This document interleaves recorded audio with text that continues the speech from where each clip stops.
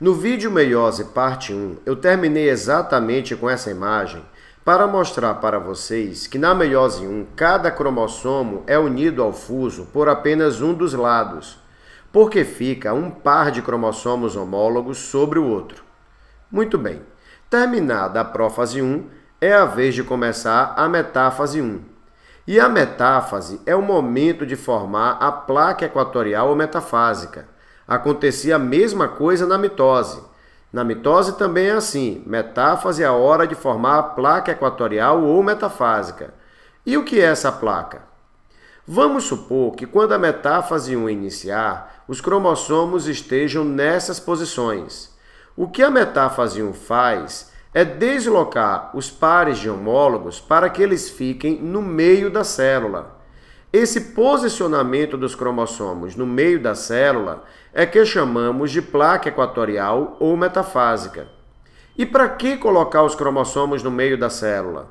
É porque a próxima fase é a anáfase, e a anáfase vai separar metade dos cromossomos para cada lado. Então, colocar os cromossomos no meio da célula é uma maneira de organizar os cromossomos para que a fase seguinte, que é a anáfase, mova metade para cada lado.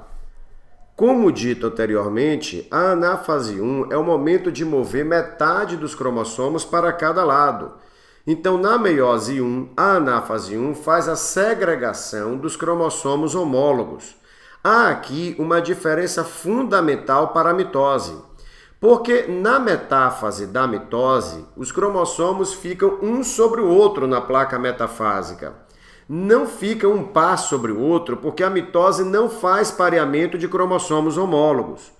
Como consequência, os cromossomos ficam como mostra essa imagem. Eles ficam ligados ao fuso pelos dois lados. Então, quando o fuso puxa um para a esquerda e outro para a direita, o que ocorre na mitose é a segregação das cromátides irmãs. A anáfase da mitose puxa uma cromátide irmã para a esquerda e a outra cromátide irmã para a direita.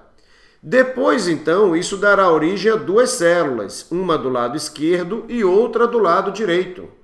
Ora, meu filho, cromátides irmãs são idênticas. Se cromátides irmãs são idênticas, significa que essas duas células possuem cromossomos idênticos. É por isso que a mitose gera clones. A mitose gera células idênticas, porque a anáfase da mitose separa cromátides irmãs. E uma cromátide irmã é idêntica à outra. Já na meiose 1, o processo não é assim, porque na meiose 1 ocorre o pareamento de homólogos. Então, os cromossomos se organizam com um par de homólogos sobre o outro, de tal maneira que o fuso se liga ao cromossomo por apenas um dos lados. Então, a anáfase 1, quando move os cromossomos, move um cromossomo homólogo inteiro para um lado e o outro cromossomo homólogo inteiro para o outro. Isso dará origem a duas células. Só que lembre que na aula de meiose parte 1, eu lhe disse que cromossomos homólogos são muito parecidos, só que não são idênticos, eles são diferentes. Portanto, ao final da meiose 1, terão sido geradas duas células diferentes entre si, porque cada uma ficou com um cromossomo homólogo, e cromossomos homólogos não são idênticos entre si. Vamos agora repassar toda a meiose 1. Prófase 1, subfase, leptóteno. Bom, no leptóteno vai acontecer a compactação do DNA. O DNA fica cada vez mais enrolado nas proteínas. Próxima subfase, zigóteno. Ocorre o pareamento dos cromossomos homólogos e forma-se o complexo sinaptonêmico, para que os homólogos fiquem bem unidos, para que na próxima subfase ocorra a permutação. Próxima subfase, paquíteno. Ocorre a permutação.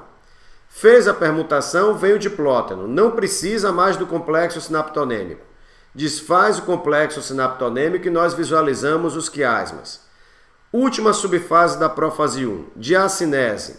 Dá uma separadinha nos cromossomos homólogos, fragmenta o envelope nuclear e agora os cromossomos ficam prontos para ser unidos ao fuso.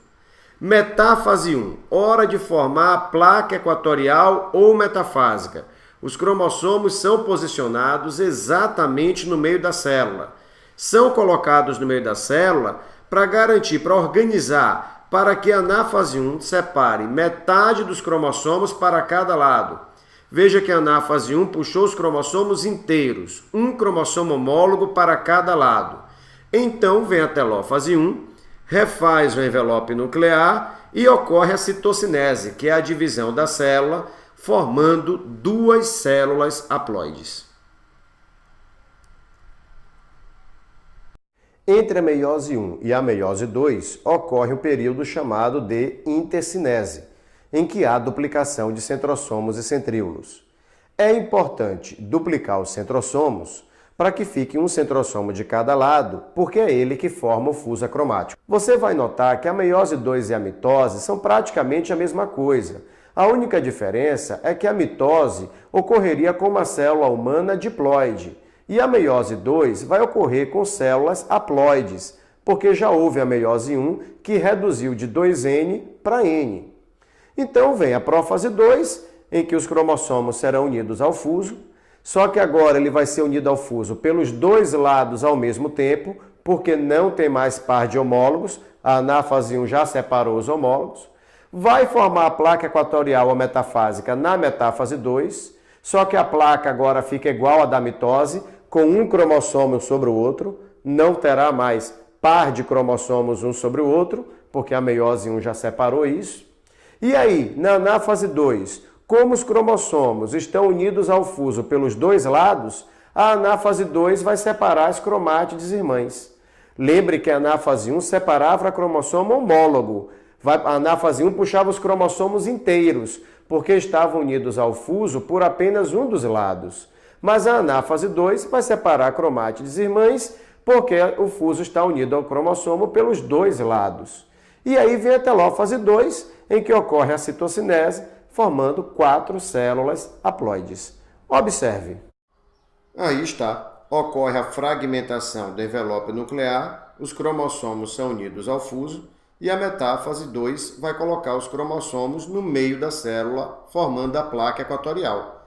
Como não há mais par de cromossomos homólogos, os cromossomos serão unidos ao fuso pelos dois lados ao mesmo tempo, como na mitose. Como dito, a anáfase 2 separa as cromátides irmãs e a telófase 2 forma 4 células.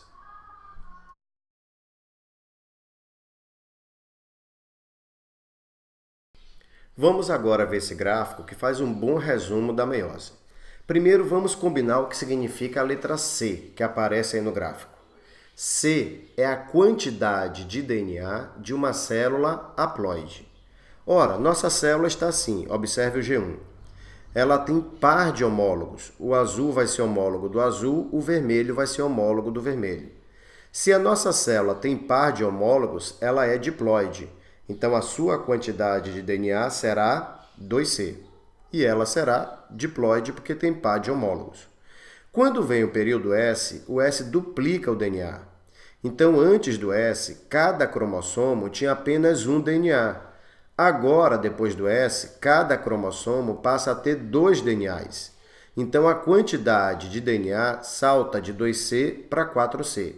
E a haploidia? Será que a haploidia muda? Será que vai de 2N para 4N? Não, e entenda por quê. Repare que no G1 eu desenhei 4 cromossomos. E no S eu continuo com 4 cromossomos. A única diferença é que no G1 são 4 cromossomos simples. E no S são 4 cromossomos duplicados. Se a quantidade de cromossomos não muda, a haploidia também não muda. Então a célula continua sendo diploide. O G2, a prófase 1 e a metáfase 1 não mudam nada. O formato dos cromossomos continuam os mesmos. Isso significa que a quantidade de DNA continua 4C e a haploidia continua 2N. A anáfase 1, então, separa os cromossomos homólogos, fazendo com que na telófase 1 formem-se 2 células. Só que observe que antes da anáfase 1, cada célula tinha 4 cromossomos. E depois, com a telófase 1, cada célula tem apenas 2 cromossomos.